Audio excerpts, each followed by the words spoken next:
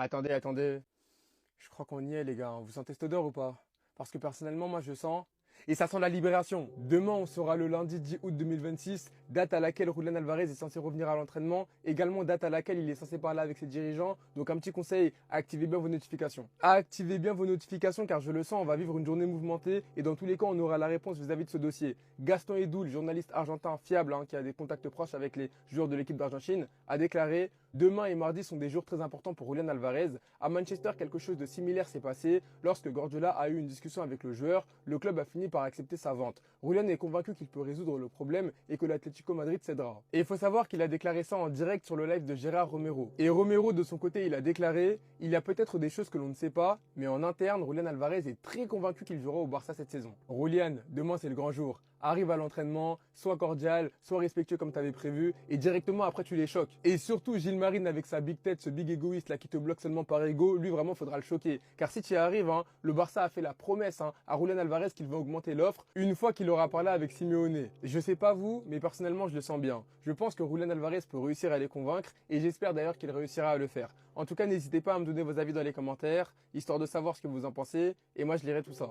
Et demain, ce lundi, que la guerre va réellement commencer. C'est demain qu'on va voir si les médias catalans vont passer pour des clowns ou pas. Entre Gérard Romero qui se fait menacer de s'il met pied à Madrid, il va se faire agresser. Il voulait suivre sur place le mouvement qu'il va avoir avec Alvarez. Entre Jota Jordi, qui nous avait donné rendez-vous le 10, date de retour d'Alvarez à l'entraînement à l'Atlético. Ce qu'il faut savoir, c'est que Jota Jordi est un proche de l'agent de Alvarez. Donc il sait réellement des choses. Tout le monde me pose la question: Julian.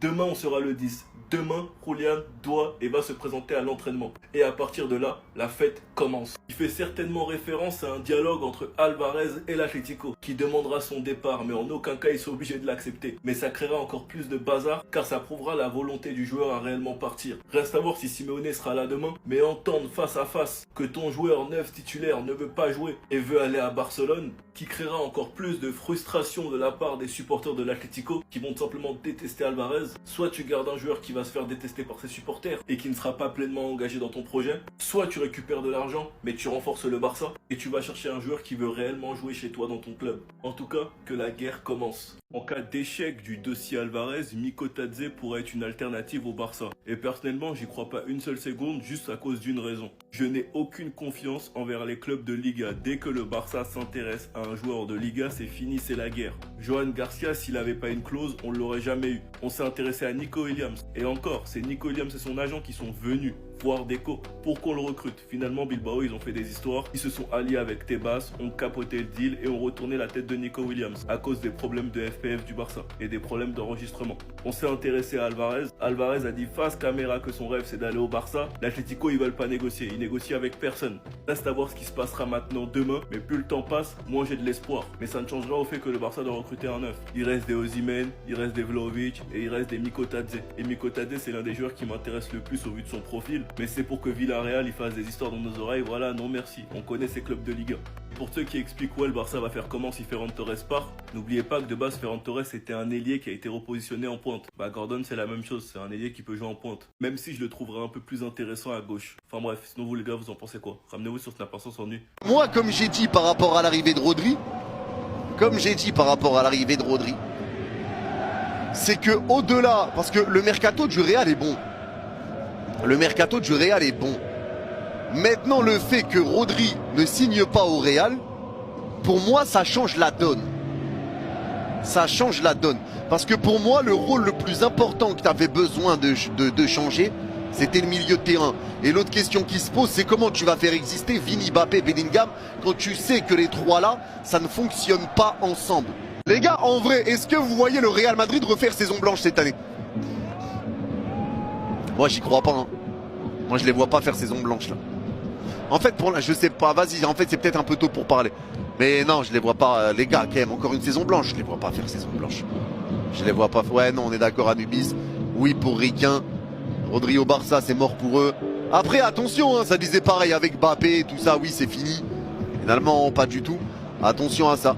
Kylian Mbappé, Jude Bellingham, même Marc Cucurella, tout le monde sera de retour demain à l'entraînement. Donc Mourinho aura son groupe au complet pour la reprise de l'entraînement dès demain. On revient sur le match hier. Donc le Real Madrid s'est imposé 2-1 contre Ferencváros. C'était un match amical, un match qui avait lieu en Hongrie. À noter qu'Arda Güler a vraiment impressionné José Mourinho lors de ce match. Et à noter Arda Güler, un rôle très précis du côté de ce Real de José Mourinho. Donc Mourinho utilise Arda Güler comme le lien entre la défense et l'attaque. Donc il est chargé de faciliter les transitions vers l'avant. Concernant le prochain match de préparation, c'est mercredi, ça sera contre le Deportivo La Corogne. À noter que cette équipe est promue en Liga la saison prochaine. Donc le Real Madrid affrontera 2 fois en championnat cette équipe. Mais là, il y aura un match amical prévu mercredi soir. On va parler cette fois-ci des finances du club qui sont dans le vert total. La preuve, le Real Madrid a généré plus de 539 millions d'euros grâce au marketing aux sponsors en 2025-2026, soit une augmentation de 6% par rapport à la saison précédente. Donc le Bernabéu, donc le stade, a généré plus de 363 millions d'euros supplémentaires en hausse de 11%. Et on finit aujourd'hui, les gars, c'était il y a 8 ans, jour pour jour, on peut dire déjà. Et Thibaut Courtois était présenté en tant que nouveau joueur du Real. Le FC Barcelone devrait augmenter son offre concernant Julián Álvarez. On apprend aujourd'hui que le Barça devrait augmenter son offre à environ 120 millions d'euros pour Álvarez. Donc pour l'instant, il y a une offre à 100 millions d'euros. Mais le Barça pourrait augmenter un petit peu plus. Donc le joueur déjà change de stratégie. Il ne fera aucun geste public et donne sa priorité à la diplomatie et au dialogue avec l'Atlético Madrid. Donc il estime que l'offre des Blaugrana est avantageuse pour les deux parties. Un avis que ne partage pas l'Atlético parce que l'Atlético souhaite plus d'argent s'il venait à vendre Álvarez. Des nouvelles également concernant Lukaku par rapport à son transfert au Fenerbahçe. Donc accord total entre Lukaku et le Fenerbahçe. Donc la première offre du club turc s'élève à 6 millions d'euros. Donc pour l'instant Naples c'est non parce que Naples en demande environ le double. Concernant l'Espagnol Marc Casado qui devrait bien quitter le FC Barcelone, on apprend aujourd'hui que Al Ahly, donc en Arabie Saoudite, a contacté le Barça pour Marc Casado. Et on finit aujourd'hui avec l'AS Roma qui a soumis une offre de prêt à Porto pour Rodrigo Moura, donc tout jeune joueur portugais.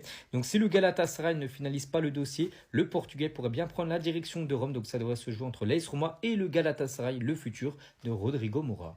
Pour lui rendre hommage à ma manière, au père de Lionel Messi, je vais vous donner 5 points pour vous montrer l'importance capitale, qu'en plus d'être son daron, il a eu dans sa carrière de football. Mais avant tout, je tenais à féliciter et à saluer la grande classe du Real Madrid qui a également fait un communiqué pour rendre hommage au père de Lionel Messi. Première information, c'est que Jorge Messi, du coup, son père, a été son premier entraîneur à l'âge de 4 ans dans le club de Granuli FC, pendant qu'il était à l'usine, je crois, en sidérurgie. Voilà, c'est ça, il me semble.